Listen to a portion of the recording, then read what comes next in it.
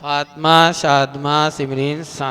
अस्सलामुअलैकुम वरहमतुल्लाहि वबरकातुहू खाला जान। वालेकुम अस्सलाम व रहमतुल्लाहि व बरकातुहू बेटी। खाला जान तबीयत वगैरह ठीक है? हाँ बेटी, अल्लाह का शुक्र है। खाला जान अब तो आराम मिल गया होगा क्योंकि घर में जो बहू आ गई। हाँ बेटी, बहुत आराम मिल रहा है, ये तो मेरा दिल जानता है। क्या हुआ खाला जान? क्या बताऊं बेटी, जब से ये मेरे घर में आई है तब से मेरा जीना हराम कर दी है। हर वक्त अपने कमरे में घुसी रहती है, कोई चीज मंगाती हूँ तो आनाकानी करती है। बस बेटी मैं बहुत आनाकानी करती है। बस बेटी मैं बहुत परेशान हूँ अपने बेटे और बहू की तरफ। अस्सलामुअलैकुम वरहमतुल्लाहि वबरकातुहू भाभी जान। वालेकुम अस्सलाम व रहमतुल्लाहि व बरकातुहू फरहीन। और फरहीन कैसी हो तुम? अल्लाह का शुक्र है भाभी जान। भाभी जान आप भी ठीक हैं? हाँ फरहीन, अल्लाह का शुक्र है। भाभी जान आपके चेहरे पर खुशी नजर नहीं आ रही। फरहीन, चेहरे पर कैसे खुशी आएगी जब जिंदगी में सुकून ही नहीं है। क्या हुआ भाभी जान, क्या आपकी तबीयत ठीक नहीं? तबीयत तो ठीक है फरहीन, लेकिन घरेलू टेंशन ने बीमार कर दिया है। सोचा था कि शादी के बाद अपनी माँ को छोड़ दूंगी तो मुझे सास की शक्ल में माँ और नंद की शक्ल में सहेली मिलेगी, लेकिन मेरी सास के रवैये ने मुझे उलझन में डाल दिया है। जब देखो तब डांटती रहती है, जरा सी गलती हो जाती है तो मेरे पर पहाड़ टूट पड़ता है।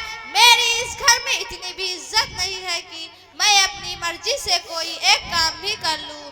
मेरी नंदे जो है वो मेरे बारे में मेरे शौहर से उल्टी सीधी बातें लगाती हैं, जिससे मेरे शौहर मेरे से नाराज हो जाते हैं। क्या करूं फरीन, कुछ समझ में नहीं आ रहा है।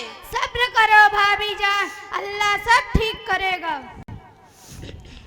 मेरी माँ और बहनों, अभी आप लोगों ने सास की परेशानियों को सुना और बहू की भी परेशानियों को सुना।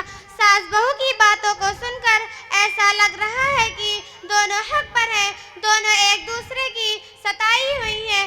बात कुछ समझ में नहीं आई।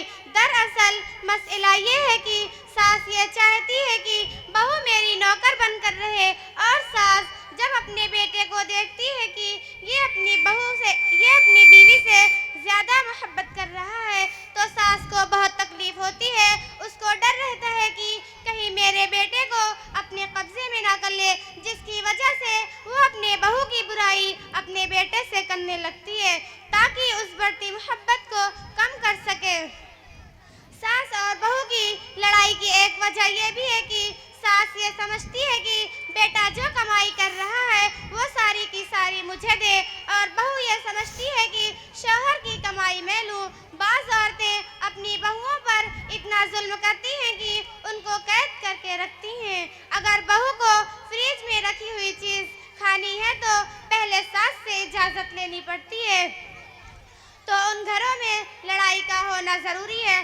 सास ये चाहती है कि बहू मुझे अपनी माँ समझे, लेकिन खुद यह नहीं समझती कि मेरी बहू मेरी बेटी की तरह है। अगर यही समझ ले तो घर में लड़ाई ना हो। मेरी माँ और बहनों, इंसान मकान बदलता है, रिश्ते बदलता है, दोस्त बदलता है, लेकिन फिर भी दुखी रहता है क्योंकि वो अपना रवैया नहीं बदलता। जब इंसान अपनी गलतियों का वकील और दूसरों की गलतियों का जज बन जाए तो फिर फैसले नहीं फासले होते हैं। फैसला आप लोगों के हाथ में है कि आप क्या बनना चाहते हैं। मेरी माँ और बहनों, बारिश का कतरा सांप और सीपी दोनों के मुंह में गिरता है, मगर सांप उसे जहर बना देता है जबकि सीपी उस कतरा को मोती बना देती है।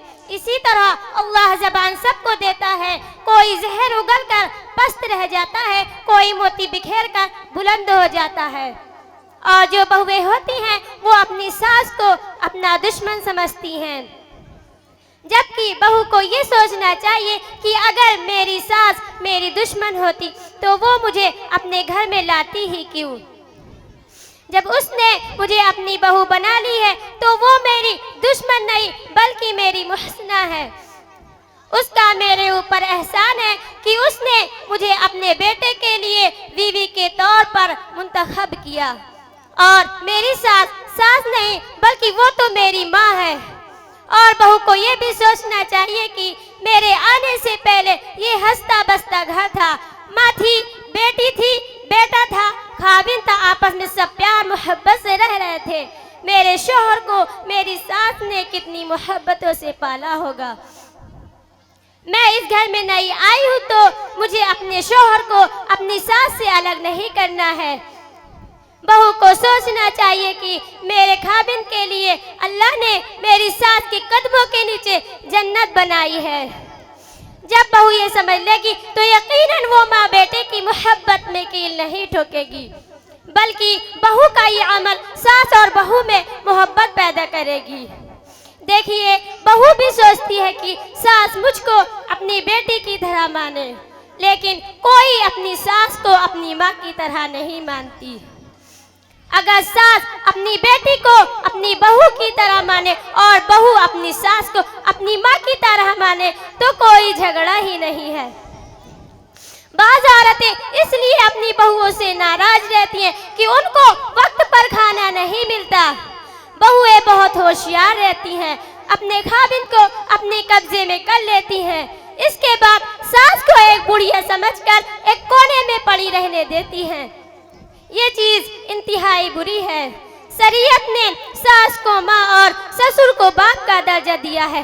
आने वाली बहू ये समझे कि अगर मैं इस बूढ़ी औरत की खिदमत करूंगी तो अपने खुदा को भी राजी कर लूंगी। अब इसके लिए अपनी सास की खिदमत करना आसान हो गया। मैं सास और बहू दोनों को कहूंगी कि सास बेटी समझे और बहू अपनी माँ समझे तो घर में किसी तरह की कोई लड़ाई ही नहीं। मुझे उम्मीद है कि मेरी इस बात से मेरी माएँ और बहनें अमल करेंगी और अपने घर को बिगड़ने से बचाएंगी। अस्सलामु अलैकुम व रहमतुल्लाहि व बरकातुहू। कहिए इंशाअल्लाह।